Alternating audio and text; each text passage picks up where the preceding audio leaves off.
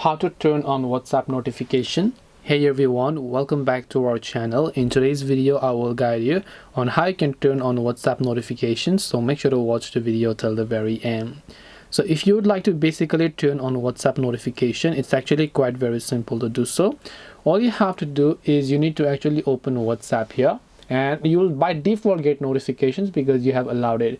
If you have not allowed notifications access, you can just tap your profile icon from the top right here and then just go to notifications and then check if notifications are actually turned on over here. So you want to make sure this is turned on. You can select a notification sound, make sure to select something that you hear, and so on. You can also select notification tone and so on, and this way you'll be able to turn on WhatsApp notification. Hope this video is very helpful.